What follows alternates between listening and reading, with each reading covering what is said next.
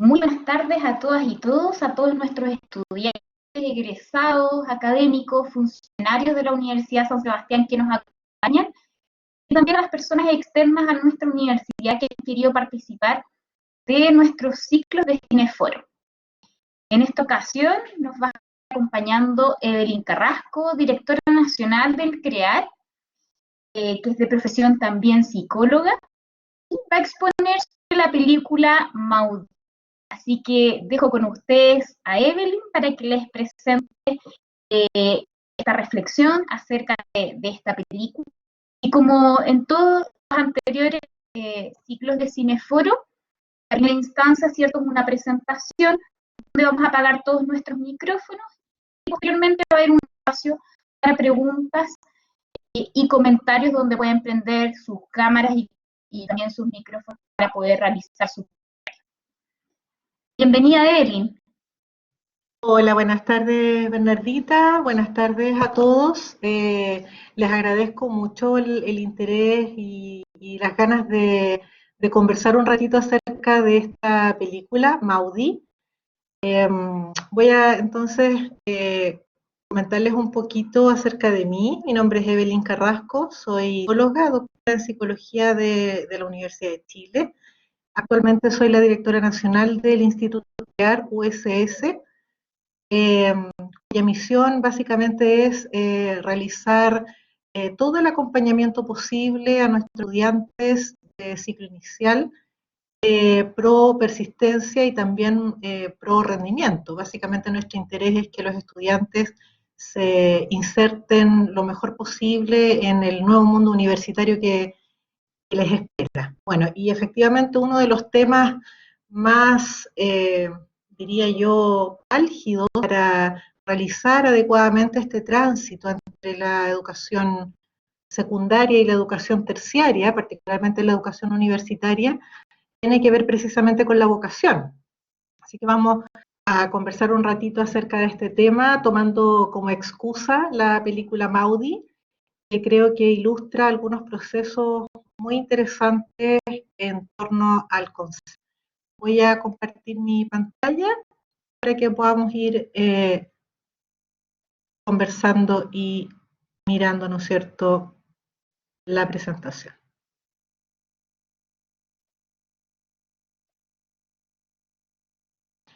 Me indican, por favor, con micrófono, porque yo no los veo, si ven la presentación.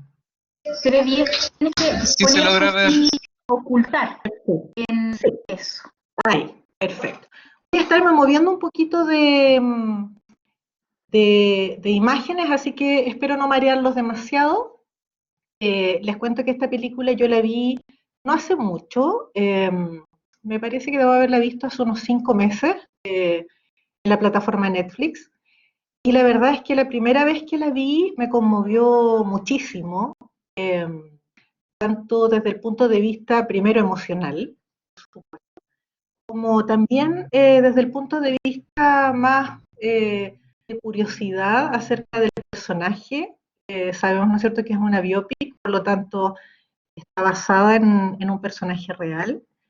Y en ese sentido, de alguna manera es una puerta para tratar de internarse en el mundo, ¿no es cierto?, de un personaje que sí existió, no es un personaje de ficción. Por lo tanto, estuve leyendo algunas cosas sobre Maud Lewis, el nombre de la protagonista, Victoria. Y bueno, la verdad es que en esta segunda revisión para esta presentación me volví a conmover. Debo decir que tengo un tema con conmoverme con las películas, pero ya ahora la pude mirar también desde una perspectiva bastante más, si se quiere, intelectual, ¿no?, como desde mi disciplina. Entonces, básicamente, bienvenidos al mundo de Maudí. Voy a mostrar brevemente el trailer, espero que resulte.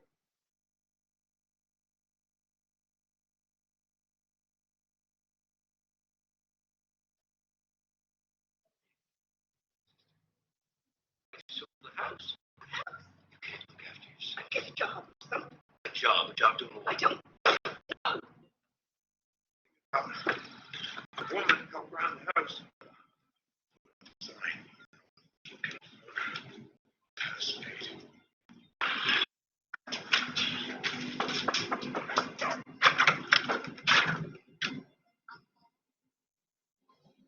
Looking for a woman. Tell you how it is. It's me, 2 dogs, chickens, and you. You want me here, Duncan? So walk out right now. I think that's all right. Do you think my husband is happier days? I'd like to see one of your paintings. $5. Done. You can find those 700 paintings from the fronts of her little house in Marshalltown, Nova Scotia. I guess you look towards the Catholic schools. Down here. Never asked for this. My face on the TV for all the world to laugh at. Ever since you stepped into my life, nothing but pain.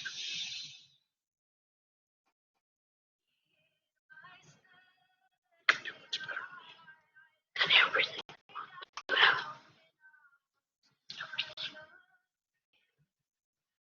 when does that go?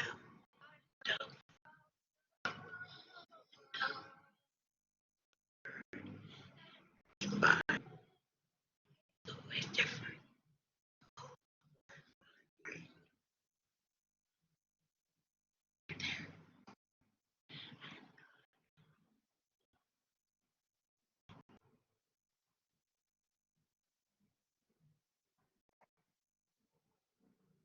Bueno, ese es básicamente el tráiler de la película que me permite motivar la conversación. Por otro lado, motivar a aquellos que tal vez todavía no han visto la película y están aquí más bien de curiosidad, que también es bueno.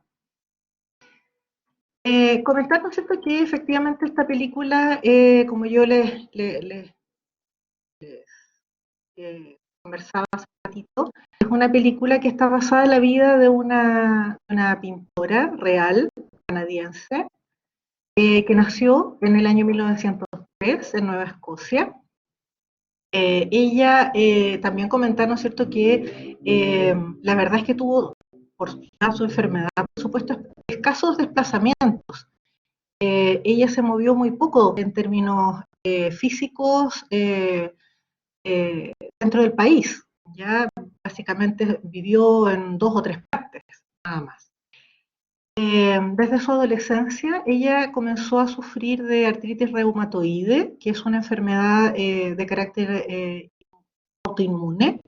De alguna manera el propio cuerpo ataca ciertos tejidos, particularmente en este caso el revestimiento de las articulaciones, generando una infección progresiva y que lamentablemente con el tiempo va produciendo, en primer lugar, una deformidad física en distintas partes del cuerpo, particularmente en las manos, en los pies, pero también daño en distintos órganos del cuerpo debido a la inflamación persistente. Así que también es una enfermedad de riesgo.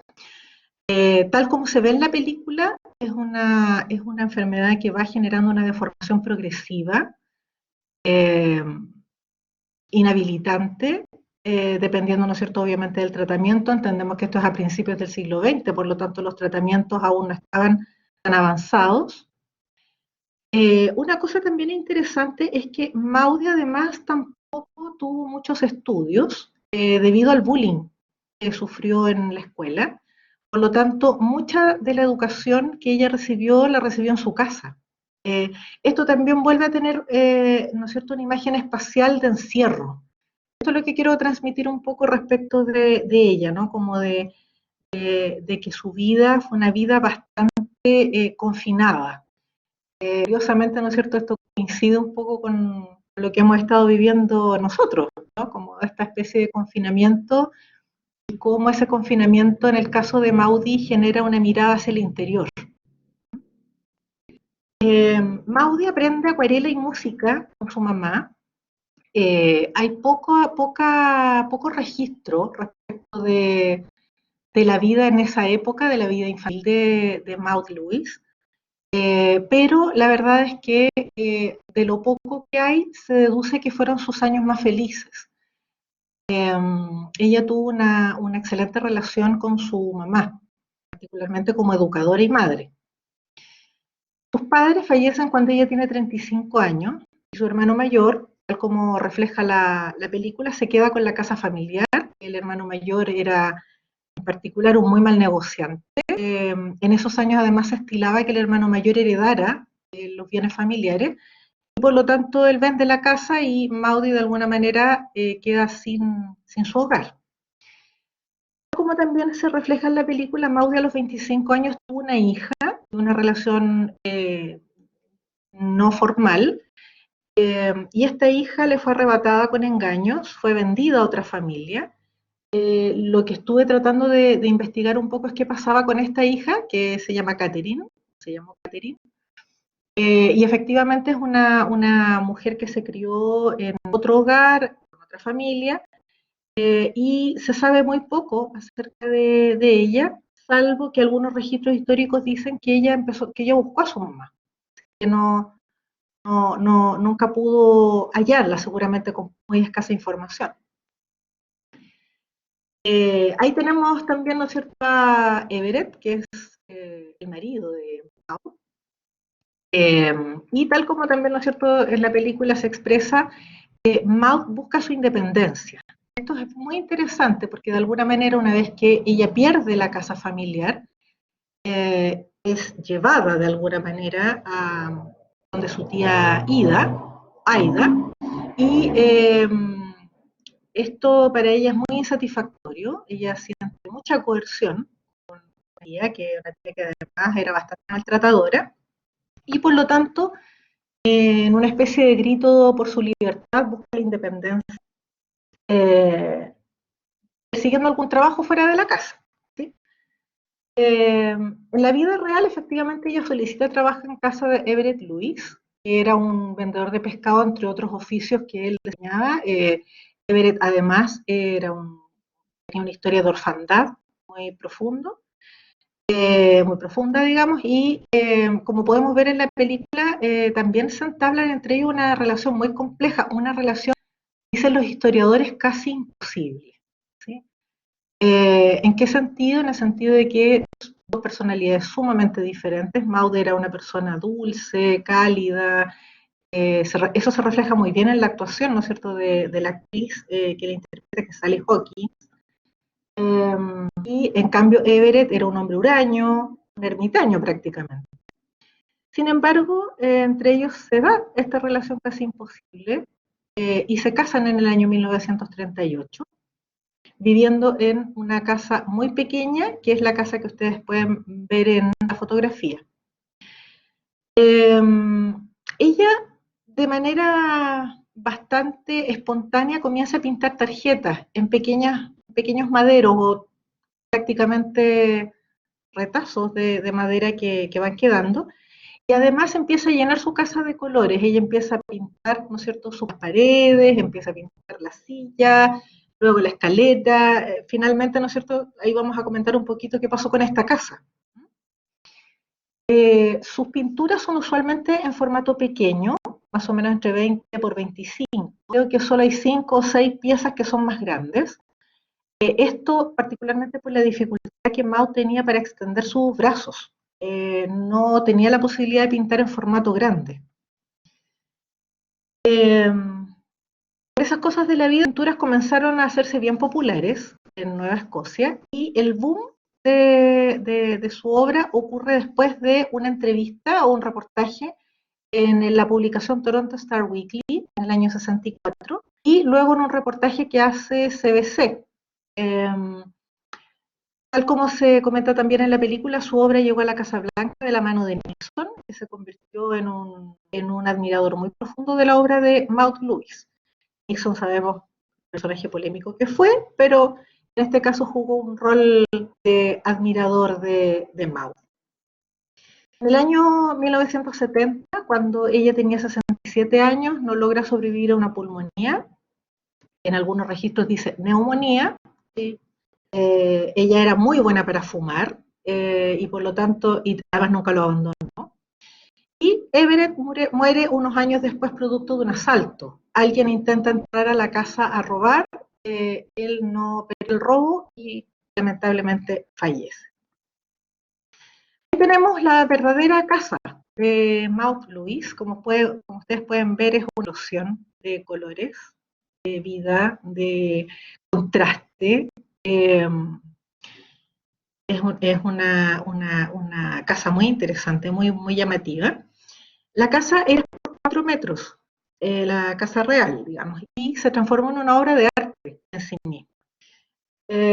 Después de la muerte de Maud y Everett, la casa empezó obviamente a deteriorarse y fue muy defendida por la comunidad de Nueva Escocia hasta que finalmente logran que esta sea, digamos, refaccionada, restaurada y trasladada al Art Gallery de Nueva Escocia, donde hoy existe una exposición permanente de Maud Lewis.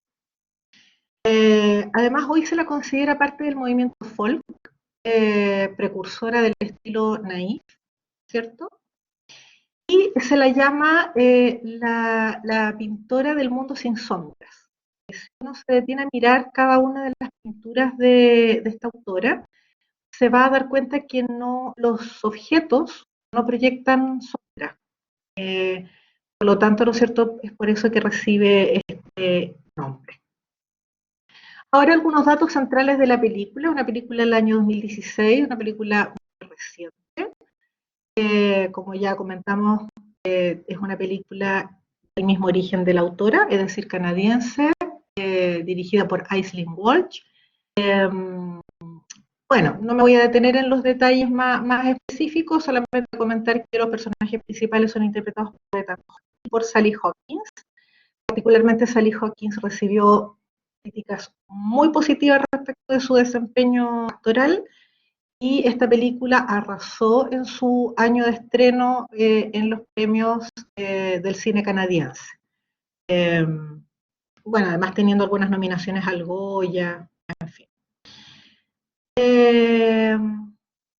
Antes de partir, y como la provocación que he querido hacer con la película es respecto de la vocación, me gustaría, vamos a ver si funciona porque es primera vez que utilizo esta aplicación, que pudiéramos hacer una lluvia de ideas acerca de qué entendemos por vocación. Veamos.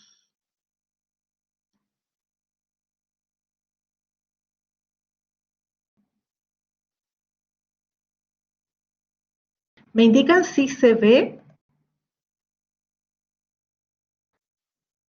Se ve bien. Perfecto. Bueno, como yo no los veo, supongo que están ahí, espero no estar sola. Me gustaría que pudiéramos conversar un poco acerca de qué es lo que es para ustedes la vocación. Pueden encender su micrófono y opinar.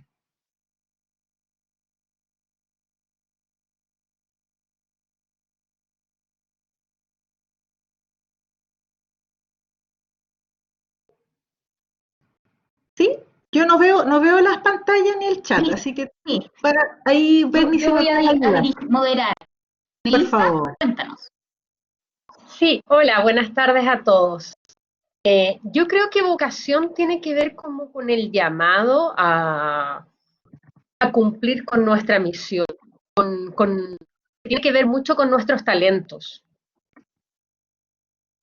En el fondo, desempeñar y desarrollar al máximo nuestros talentos, nuestros propios talentos. Perfecto, muchas gracias. ¿Alguien más quisiera comentar qué es para cada uno la vocación? Los que tengan problemas de conectividad lo pueden escribir en el chat, porque de repente al prender el micrófono se desconectan, entonces pueden también escribir.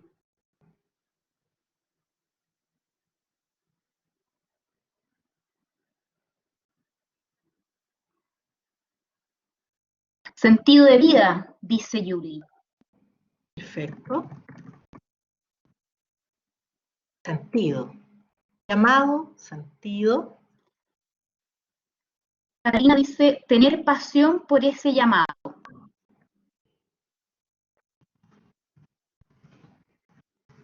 Perfecto. Perfecto, pasión.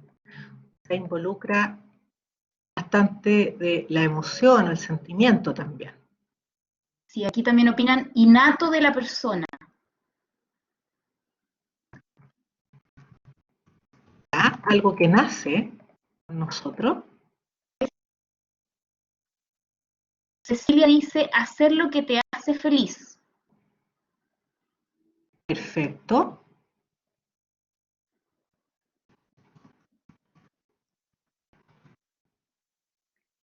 Raquel dice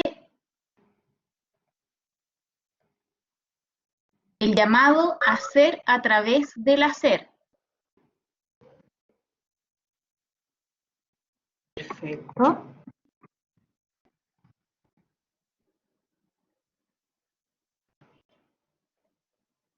¿Alguien más? María Esther dice una forma de relacionarse con el mundo. Perfecto.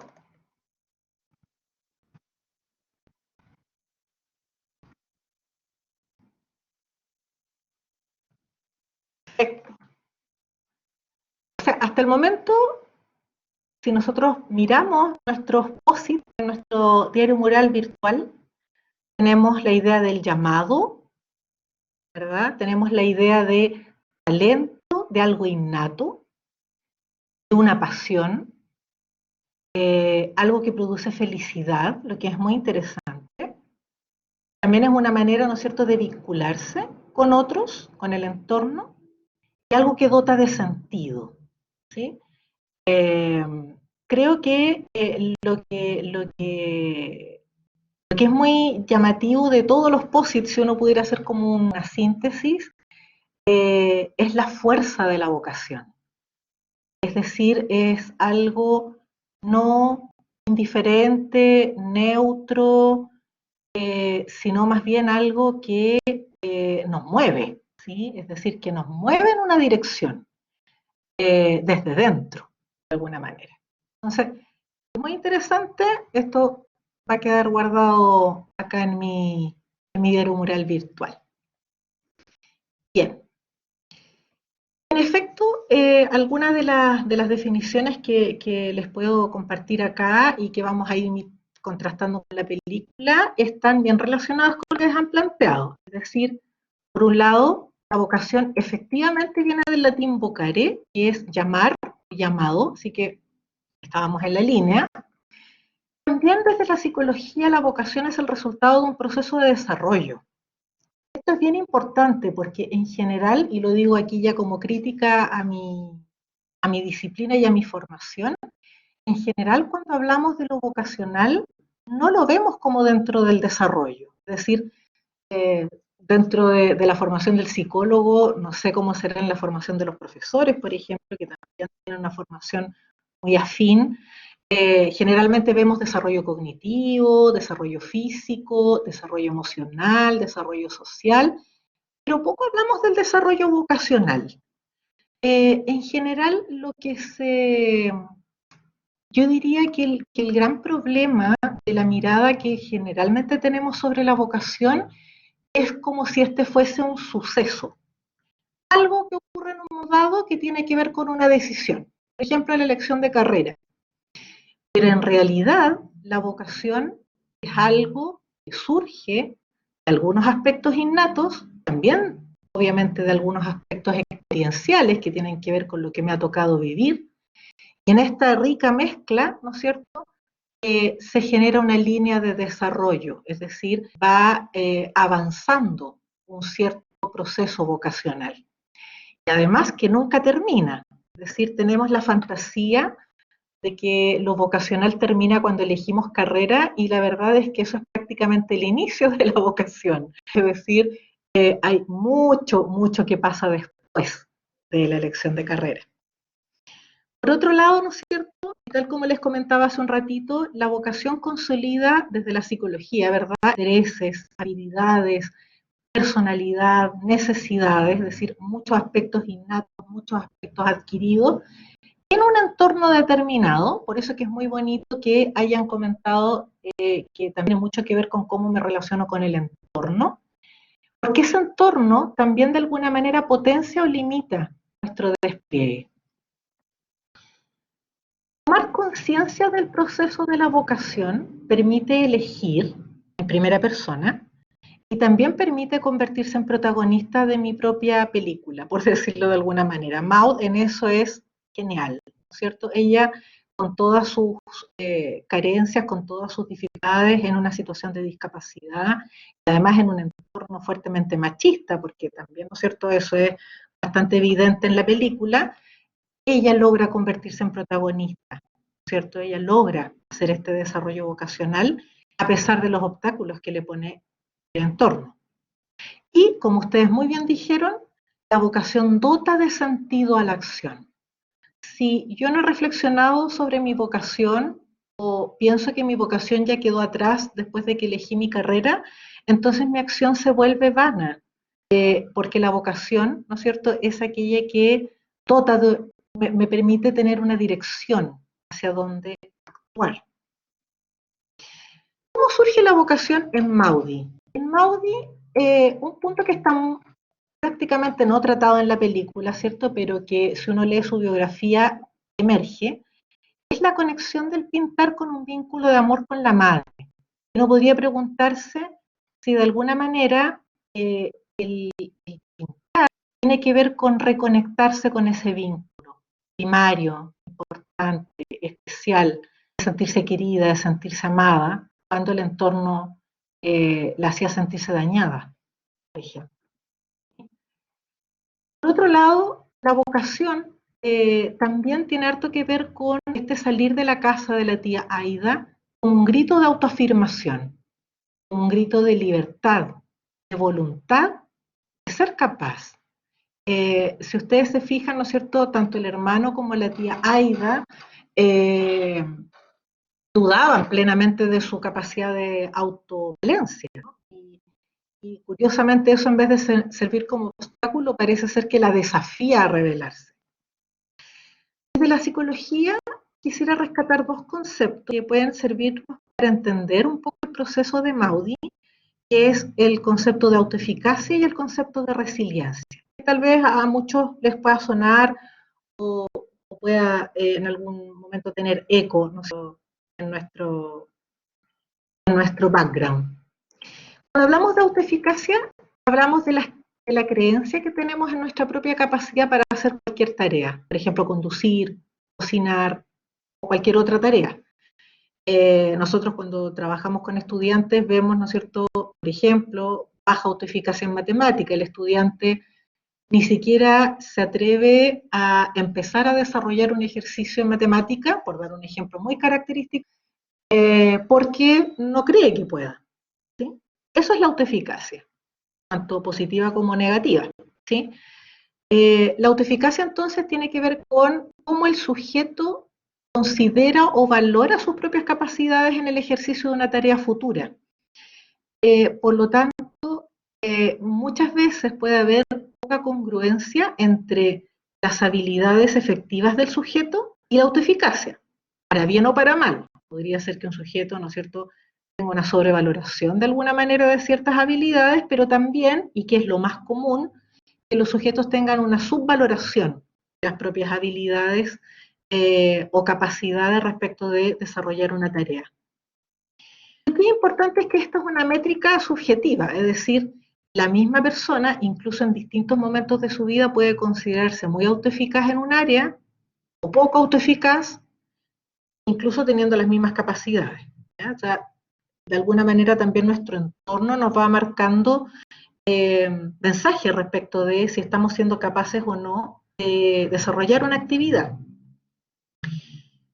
Aquí es donde me quiero centrar. Las personas con alta autoeficacia, dicen los autores, que logran visualizar problemas difíciles como tareas a ser dominadas, es decir, son estas personas que cuando se presenta un obstáculo lo ven como un desafío, no como una barrera, ¿sí?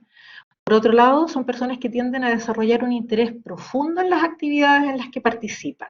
Son personas que tienden a tener enfoques de aprendizaje profundo, un interés genuino en la tarea que están desarrollando, más allá del resultado. Son personas también que se recuperan rápido de los reveses y las decepciones. No se quedan allí, ¿no es cierto?, de alguna manera estancados, sino que viven su dolor, se conectan con ese sufrimiento de no cumplir una expectativa personal, pero logran recuperarse prontamente.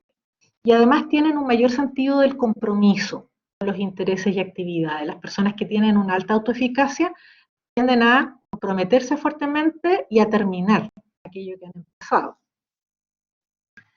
¿Cómo se desarrolla la autoeficacia? La autoeficacia se desarrolla, ¿no es cierto?, por 4 fuentes. Una, por experiencias de logro personal. Es decir, a medida que yo en mis experiencias de aprendizaje estoy teniendo la vivencia de que puedo hacer una tarea, tengo experiencias de éxito por pequeñas que éstas sean, estas van alimentando mi autoeficacia en esa tarea en particular. También las experiencias ajenas, en este sentido traigo a Bandura, ¿no es cierto?, que es quien propone estos conceptos, y las experiencias ajenas tienen que ver con si yo visualizo que otro desarrollando esa tarea es premiado, es exitoso. Eso también, ¿no es cierto?, puede modelar mi propia conducta. Por otro lado, tenemos la persuasión social, es decir, que me digan que sí soy capaz. Por eso que a uno le viene bien la palmadita en la espalda de vez en cuando y que nos digan, ¿no es cierto?, vamos que tú puedes. Y los estados emocionales, ¿no? Es decir, la información que mi propio cuerpo me entrega cuando estoy desempeñando una tarea. Por ejemplo, vuelvo a la matemática. Si dentro de la matemática me siento poco capaz y me tengo que enfrentar a un problema de matemática, voy a empezar a sudar, a sentir el estómago apretado, ¿verdad? Esos mensajes corporales también tienen que ver, ¿no es cierto?, con la autoeficacia. Y de alguna manera todo esto confluye a la posibilidad o no de automotivarse. Ahora, la autoeficacia tiene una profunda relación con la motivación. Es decir, ejecutar, entre comillas, correctamente una tarea requiere dedicar el esfuerzo para conseguir un resultado esperado. Por lo tanto, ese esfuerzo, esa dedicación, esa capacidad de automotivarse se relaciona profundamente con una experiencia interior o una creencia muy fuerte en que soy capaz. Por lo tanto, ¿no es cierto?, la autoeficacia que coloqué aquí, ¿no es cierto?, como en el centro, en el core de nuestro quehacer y de nuestra motivación, es aquella que nos va empujando de alguna manera a esforzarnos, a dedicarnos, a mantener la motivación y a lograr los resultados esperados. Vuelvo a la película, voy a mostrarles, ¿no es cierto?, un fragmento cortito que nos muestra la autoeficacia de Maudie.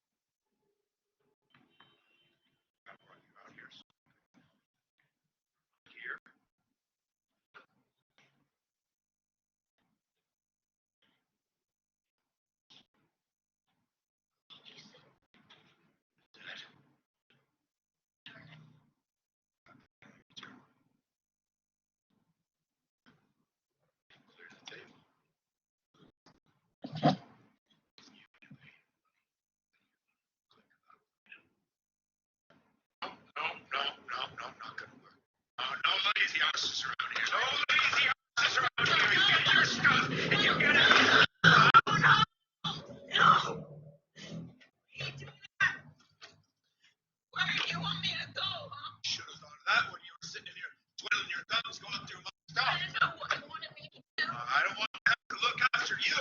I want somebody who's going to do the looking after, not some crippled up woman. Get out! Get out! My house! My house!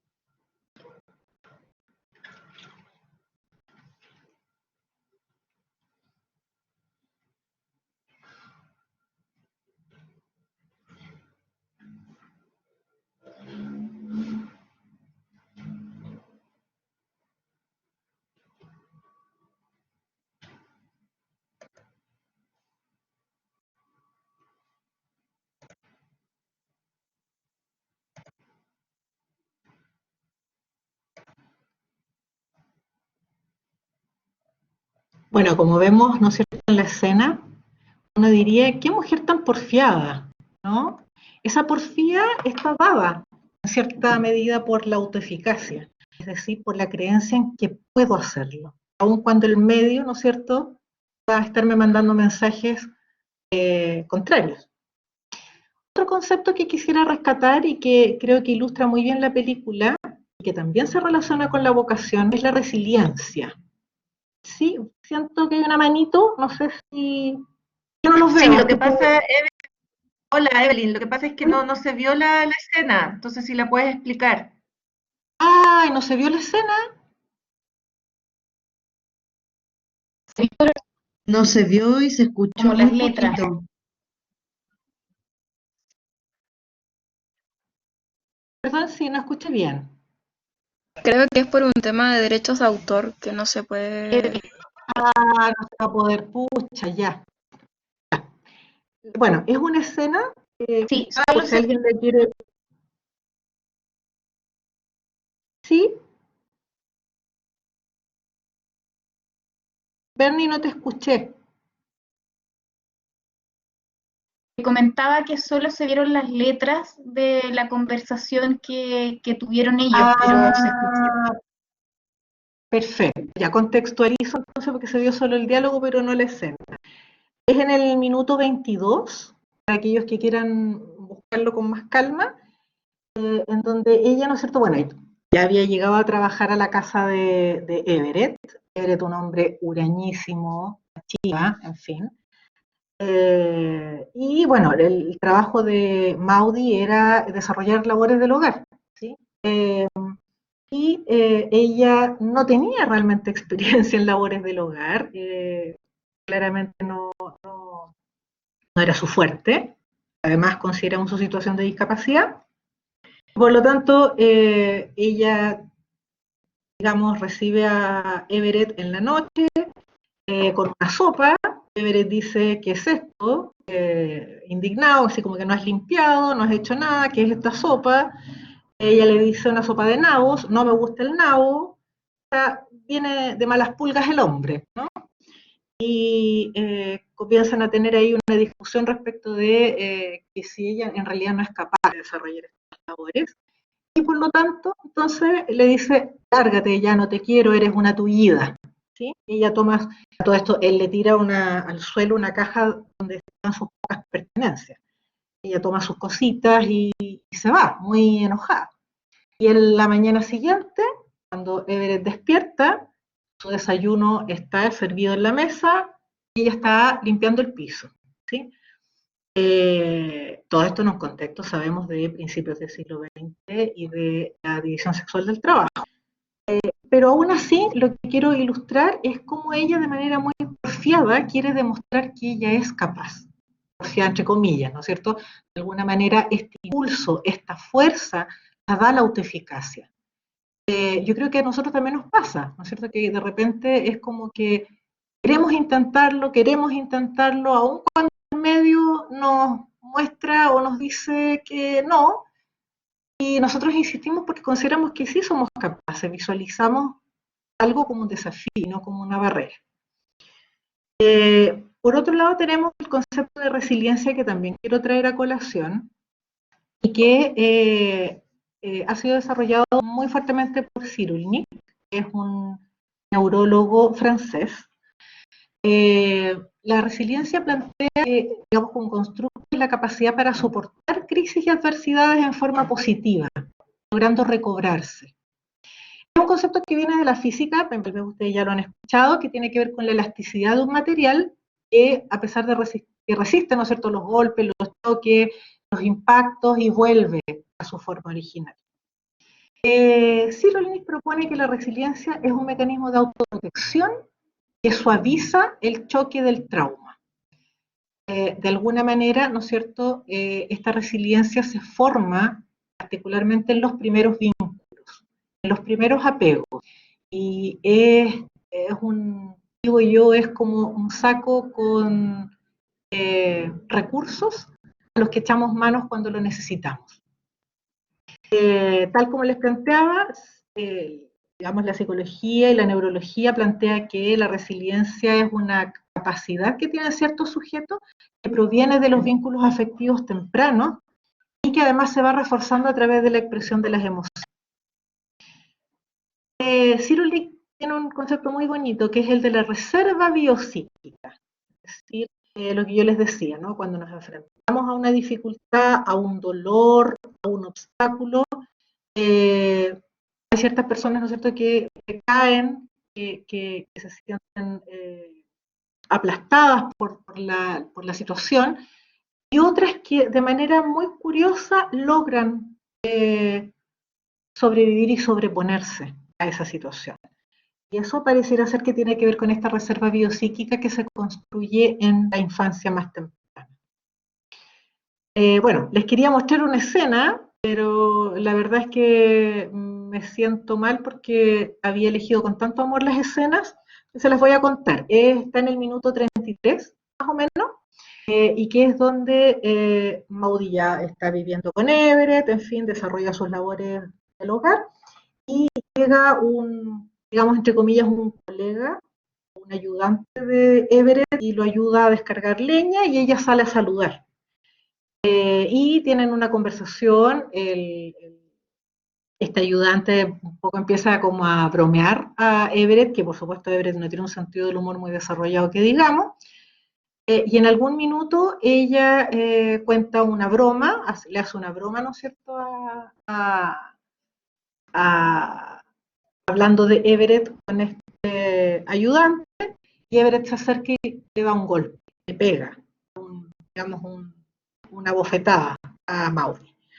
Y es una escena muy particular, yo diría que es muy clave dentro de la película, porque ella se va a la casa, se arrinca, abre un tarro de pintura y comienza a pintar en una pared. Y luego de ese momento de conexión, entra Everett, le pregunta si ya aprendió la lección, y Maudie le dice que le pregunta si realmente, con mucho enojo, si quiere realmente o no que se quede, si él está dispuesto a que ella se quede o no. Y le cobra el dinero de su salario. Entonces, ese momento es muy bonito porque, o sea, muy bonito, no el momento del golpe, por supuesto, sino que el posterior. Es qué le pasa a ella con el golpe de la vida, por decirlo de alguna manera. Ella hace una conexión con su interior y saca fuerzas de flaqueza. Una escena muy bonita, espero que la puedan visualizar. Y curiosamente, buscando respecto del tema de la resiliencia, apareció la teoría de la casita, que es de Van Stendel, que es un sociólogo argentino, que plantea que la resiliencia es como una casita, ¿ya? Y no pude evitar la comparación con la casita de Maudie. Van Stendel plantea que Para la resiliencia tiene que haber necesidades físicas básicas cubiertas, las más básicas, que son en general las que plantea Maslow, por ejemplo, dentro de su pirámide. También, por otro lado, redes de contacto, la sensación de pertenencia y de aceptación. Por otro lado, la capacidad de descubrir un sentido, y aquí es donde quiero mostrar la importancia de la vocación como un componente de la resiliencia, la autoestima, el sentir que uno se quiere a sí mismo, el descubrir las propias aptitudes y competencias, el sentido del humor como una fortaleza, otras experiencias posteriores a las experiencias más primitivas, es decir, qué pasa después en nuestra vida, y como corolario, la chimenea del amor, dice Annie Stendhal.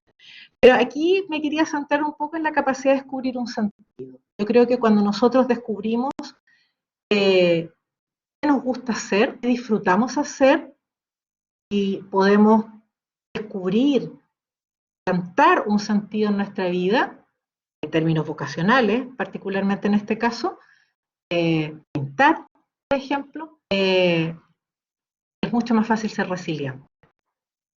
Para terminar, comentar que entonces la vocación de Maudie le da sentido a su vida, la llena de colores. Una metáfora que quiero plantear aquí es si el interior de Maudie es como su casita, de alguna manera. Le permite salir de las sombras, es una pintura sin sombras, se vincula con la vida en medio del deterioro, es decir, su vida ya tenía suficiente sombra, no necesitaba pintarlas. La motiva a rebelarse, a seguir su desarrollo, le ayuda también a romper su soledad, a construir relaciones de amor y de amistad. La relación con Everett es una relación complicada, no quiero hacer una apología al amor romántico en este momento porque la verdad es que es una relación difícil en un contexto complejo para la mujer, pero aún así uno va mirando en la película la construcción de este amor y también la construcción de amistad con Sandra, que es quien valora, ¿no es cierto?, su pintura. La libera más allá del estrecho contexto en el que se mueve, en este contexto un poquito claustrofóbico. Ayuda a encontrar su lugar en el mundo. Yo creo que esa es una cuestión clave en la vocación. Nos permite encontrar nuestro espacio. Le permite expresarse. Para Maudie, pintar es su hablar. La conecta con la naturaleza de una forma contemplativa. La película tiene algo muy bonito, muy interesante, que es la fotografía. Si pueden ver la película o ya la vieron, se habrán dado cuenta, ¿no es cierto?, que la naturaleza parece ser una protagonista más dentro de la película. Y le permite también mostrar su singular perfección. Una escena que está en la hora 25 más o menos de la película, muestra una conversación con Sandra, en donde Sandra le pregunta o le dice, me gustaría ver cómo tú ves el mundo. ¿Me puedes enseñar a pintar? Y ella le dice, no es algo que se pueda enseñar, es como yo veo el mundo, ¿verdad? Y empieza a describir pájaros, el cielo, y luego dice que en el fondo la realidad está allí, tal cual, para ser enmarcada. Esa es como más o menos la frase potente que nos muestra en esa escena la película. Y para terminar, decir que una infelicidad no es nunca maravillosa, es un fango helado, un lodo negro, una escara de dolor que nos obliga a hacer una elección, someternos o superarlo. La resiliencia define el resorte de aquellos que luego de recibir el golpe pudieron superarlo. El oxímoron describe el mundo íntimo de esos vencedores heridos. Es una frase de Cyrulnik, quien es quien propone, ¿no es cierto?, el concepto de resiliencia. Bueno, y básicamente tenía acá, no sé si vamos a poder verlo, pero el tema central de la película es un tema muy bonito. No sé si se escucha, me dicen, por favor. Sí, se escucha y se ve. Perfecto.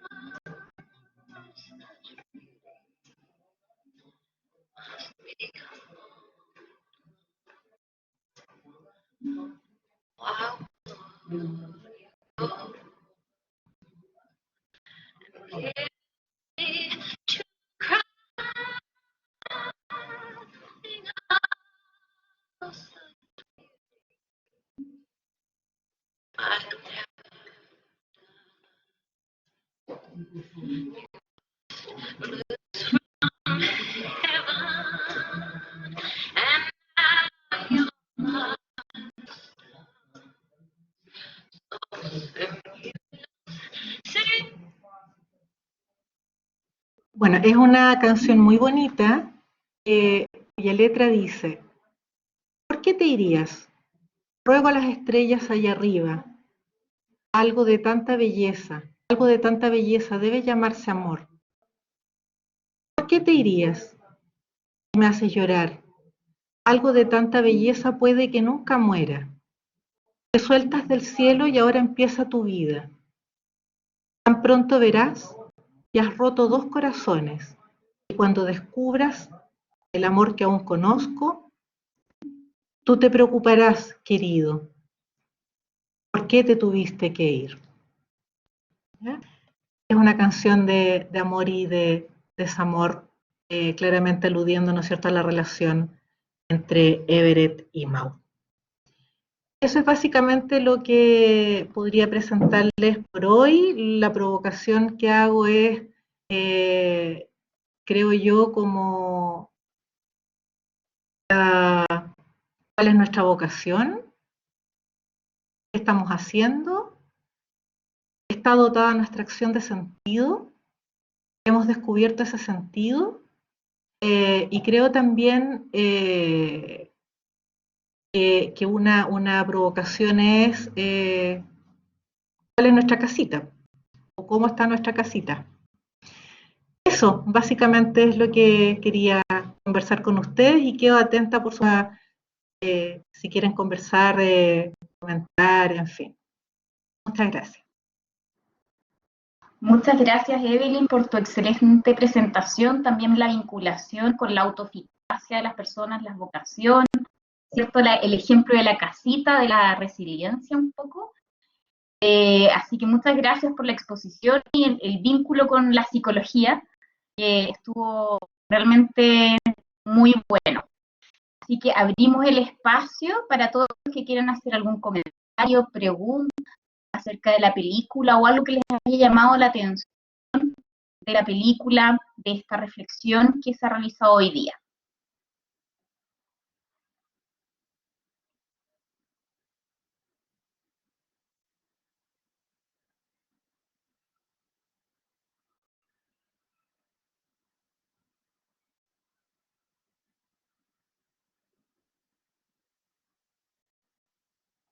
Pueden hacer a través del micrófono, escribir en el chat.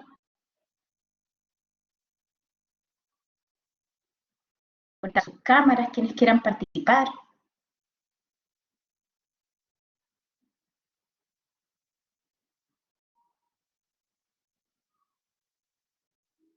O si no les gustó la película o la exposición, también podemos conversar.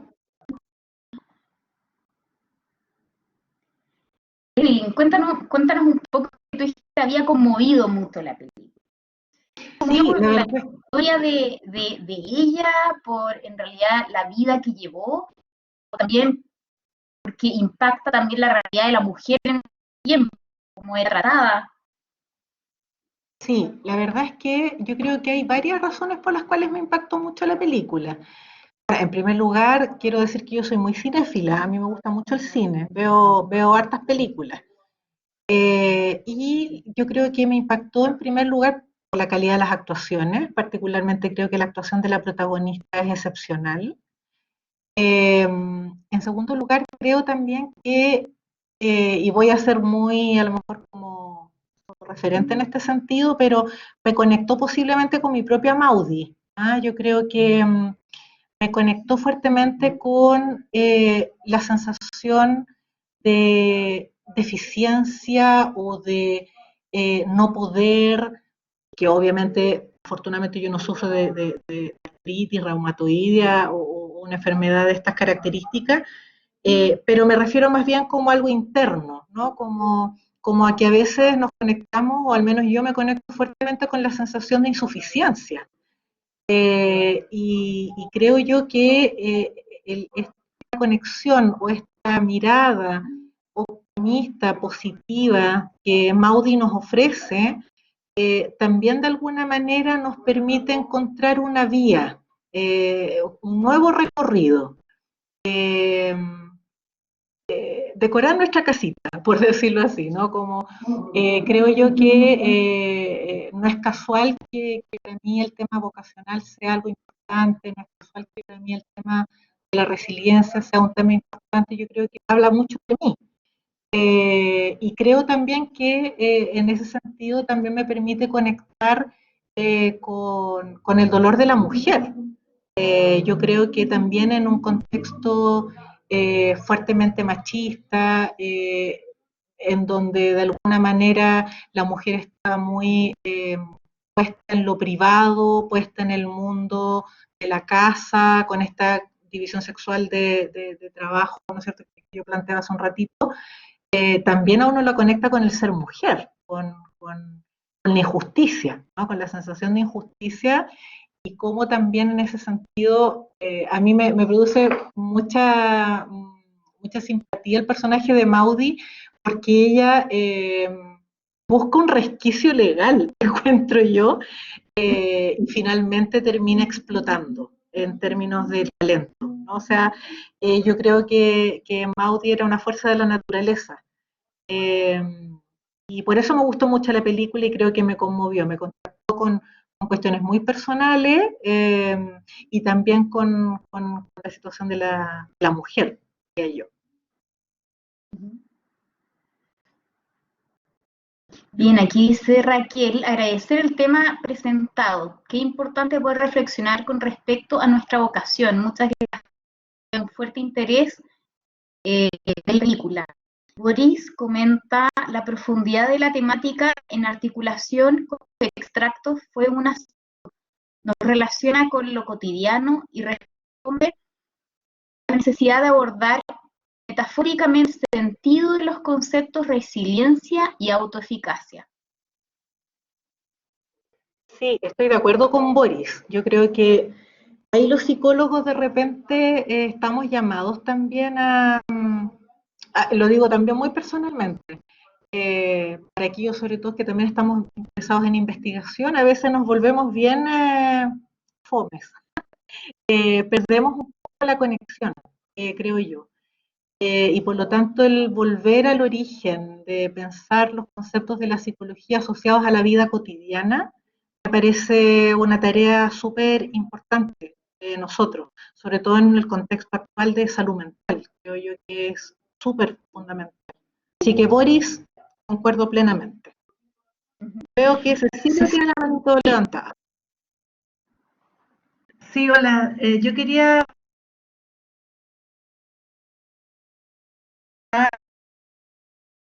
estoy totalmente de acuerdo con toda tu... ¿Me escucha?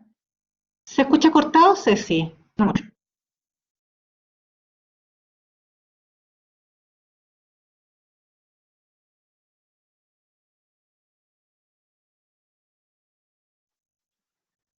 Tal vez puedas escribir lo que querías decir, sí. Por mientras vamos a leer los comentarios de Yuli. Dice, hola Eve, buena reflexión. Me llamó la atención la capacidad de Maudie de ser persistente y no de caer a pesar de la carga emocional que provoca el rechazo. La resiliencia es muy particular aquí. ¿Se podría educar en la búsqueda de esa resiliencia? Sí, Yuli, muchas gracias por tu comentario y creo que es súper pertinente porque efectivamente podemos educar en la resiliencia, sobre todo cuando estamos pensando en nuestros niños, ¿no? En nuestros estudiantes que están más viejitos, pero también en los estudiantes más chiquititos, los niños. Creo que hay momentos muy claves en que se forma la posibilidad de ser resiliente. Esta reserva biopsíquica de la que habla Cyrulnik, creo yo que apegos seguros, que el niño sienta, o la niña, ¿no es cierto?, sienta confianza, seguridad, sienta que puede equivocarse sin recibir una crítica ácida, sienta, ¿no es cierto?, que puede ser valorado de manera incondicional, sin ser enjuiciado. Todo este tipo de... Es decir, esto no quiere decir que no haya que corregir a los niños cuando hacen algo mal, ¿no? Sino que más bien tiene que ver que podamos diferenciar entre conductas o acciones y el ser del niño. El ser del niño siempre debe ser aceptado y recibir amor. Son acciones las que consideramos no correctas o que tenemos que corregir. Pero creo que es muy importante que el niño desde muy pequeño pueda sentir este ambiente seguro, porque ese recuerdo, esos recuerdos profundos son los que nos van a permitir más adelante en la adultez poder equivocarnos, fallar, expresar lo que sentimos, sin sentir todo el tiempo que estamos necesitando aprobación o validación para hacerlo. Eso, Julie. Espero haber contestado a la pregunta. Después María Esther dice, gracias Evelyn, linda presentación. Me hizo pensar en mi propia historia vocacional y nuestro trabajo por los estudiantes. Perfecto, muchas gracias María Esther, un abrazo. Cecilia dice, quería decir que estoy de acuerdo con toda la reflexión de la fuerza y resiliencia de Maudí, pero quería rescatar la importancia de que aprovechó las oportunidades con otros, y le di espacio para desarrollar su vocación. Es importante que a su vez estemos ahí para otros, atentos a sus potencialidades y dar espacio para su desarrollo. Sí, sí, qué buen aporte, porque claro, yo estoy enfocada muy en Maudí, muy centrada en la protagonista y en su fuerza interna, pero estoy súper de acuerdo que, claro, hay un entorno duro, tosco, rudo, pero que sí ofreció posibilidades de crecer. O sea, primero la relación con Everett en toda esta complejidad y rudeza, Everett de alguna manera también la desafía. No es una persona que la coloque en la posición de víctima, por ejemplo, ¿no? Como mirándolo desde esa perspectiva, es decir, la desafía a veces para bien, a veces para mal, en seguir adelante, y sobre todo me gusta mucho en la película el papel de Sandra, que es quien descubre el talento de Maudie.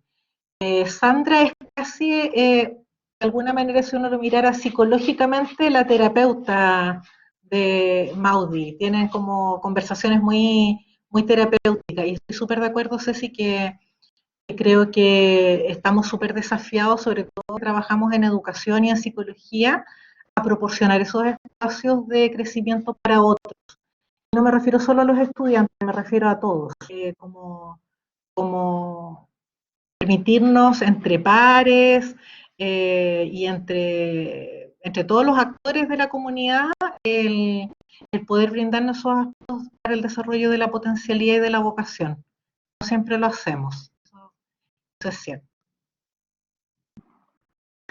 Boris comenta, ¿alguna película sugerida para fomentar la resiliencia en niños o educarla, como dice Julie?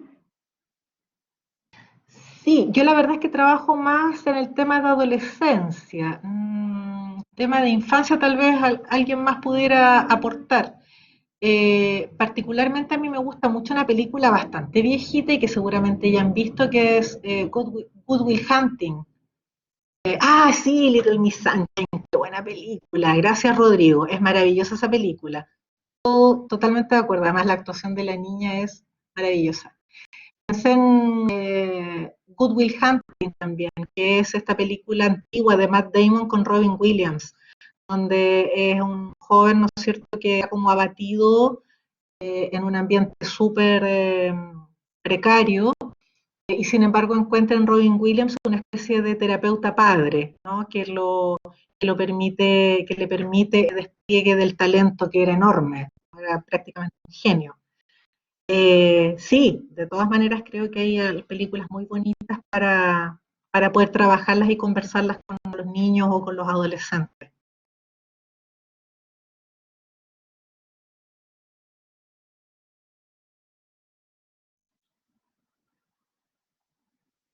Bien, ¿algún otro comentario, pregunta que quieran realizar?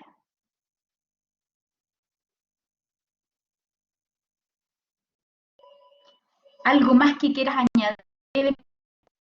No, solamente agradecer la paciencia, la escucha, perdón por la imperfección tecnológica, la verdad es que no conté con los derechos de autor, así que pensé que podía compartirse mejor la película a través de la pantalla. Y nada, pues invitarlos a remirar la película si es que ya la vieron o a mirarla si es que no la han visto y puedan a lo mejor echar a andar su propia creatividad. Eso. Y muchas gracias por la posibilidad de conversar este tema que a mí me apasiona. Hablando de vocación. Muchas gracias, Evelyn, a ti por tu excelente presentación, la relación también con la psicología, creo que estuvo muy, muy buena. Y quiero aprovechar también de invitarlos a todos a seguir participando en nuestro último ciclo de Cineforo, que es el próximo martes, donde tendremos, ¿cierto?, el martes 3, la película Los Falsificadores, donde va a exponer Pablo Folegati, que es docente de la Academia de Humanidades, y el tema se llama Encrucijadas Morales, Camino de Redención. Así que los esperamos a todos el próximo martes a las 18 horas para que tengamos nuestro último ciclo de Cineforo. Muchas gracias a todos los que han participado durante todas estas semanas, por sus preguntas, comentarios, por sus apoyos. Así que muchas gracias a todos, que tengan una excelente semana. Un abrazo. Un abrazo para todos, que estén muy bien y cuídense.